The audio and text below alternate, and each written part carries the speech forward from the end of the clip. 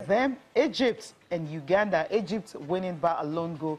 That's the result of the night we talked about. Then Ghana and Congo 5-1. That's how. Yeah, it's a little too late for Ghana because it's not looking good for them in that group. Egypt are on top after beating Uganda. Algeria losing to Zambia. We talked about that already. Let's go and just enjoy. Let's see how Nigeria and Cameroon, that match that was played in Yaoundé, ended 1-1. Let's enjoy highlights from that game. And we'll come back. We'll be looking at qualifiers for the Russia 2018 World Cup in the rest of the world. I'm talking about South America and Europe.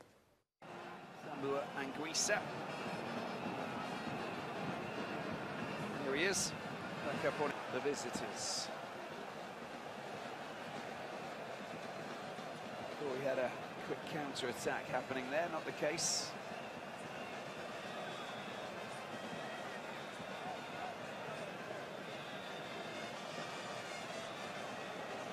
Here's Victor Moses down this right side now. Just an easy ball into the path of Shehu. Shehu, and now this is better for him. And now, what can he do here? The ball's come back. A goalkeeper Ondua doesn't produce a fine save. It's still not over. There's the goal. Nigeria have found the back of the net. And Simon Moses over on that far side. Well, it was a bit of a scramble, wasn't it? Ondua producing a save.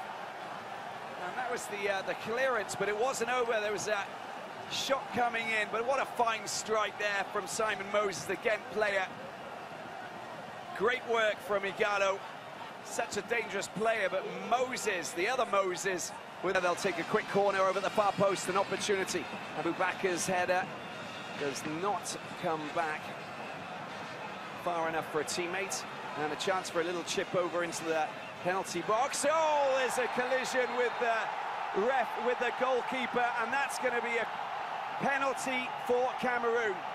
Now you can see that Ikechukwu is claiming that he had nothing to do with that. Let's have a look at this again.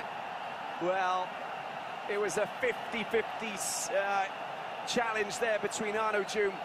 The little lofted chip was beautiful, but there was contact. There was definitely contact. This could trigger a revolution. Tense times for the crowd here in Yaoundé, and the players, the staff, everybody right across the country. Vincent Aboubakar with the penalty, and he finds the back of the net. There's the equaliser. Cameroon have been waiting. Yes, Vincent Aboubakar with the equalizer for Cameroon against Nigeria in Yaoundé. We're still talking the World Cup qualifiers now, and Wale Ishola joins us on the segment of the show to tell us, Wale, good morning, first of all. Thanks for coming. Good morning, Cecilia. Good morning. Right. How are you? Right. Just a couple of days ago was looking very good, and Nigerians are very confident that the World Cup qualification is almost secured. But now Zambia, they've made things really a bit uncomfortable. I mean, what do you expect from that side? I mean, from the Eagles going to take on Zambia on October the 7th. Okay, it was a surprise that the Zambians went to Constantine to get a result, and they didn't only get the result, the one over there. You know, it's been difficult for most African teams to go to Algeria to go and pick a point. On top of winning. They won, and they have 7 points now. We have 10 points. So it is a must for us to beat Zambia come October in Uyo, because a win will seal our qualification for Russia to 2018. Yep. But with the Chipolo Polo, what we've done now, going forward, Tayo, I think they're in form. Picking 6 points against Algeria, it is a massive victory for them. Right. And I think they will fancy their chances coming to Nigeria. Right. But with what I've seen with the Nigerian national team, the 2 games we played against Cameroon, they can't survive in Uyo. Because what we lacked when we lost to South Africa during the Nations Cup qualifier, we were able to make up for it with the inclusion of Odion Igalo, John Mikel Obi, Victor Moses, and Leon Balogun. They made the difference. That's the spine of the team. They are the spine of the thing.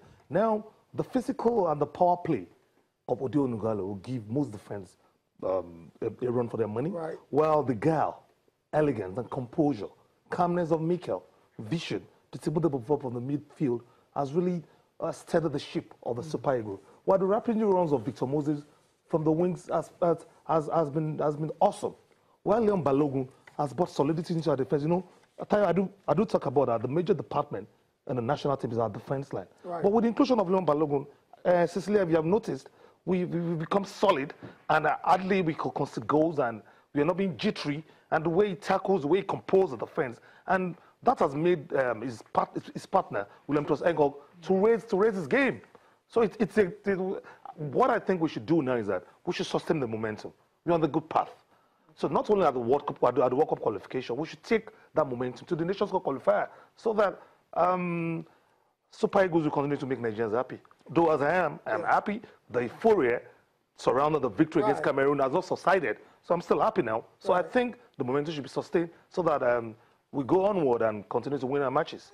And again, Cecilia, let me add this to Cecilia. Okay. With us winning Cameroon, and if we continue like this, it will enhance our ranking on the FIFA ranking. And when you have that, when you continue to rise on the FIFA ranking, when you're rated, you're able to attract top-notch friendly matches.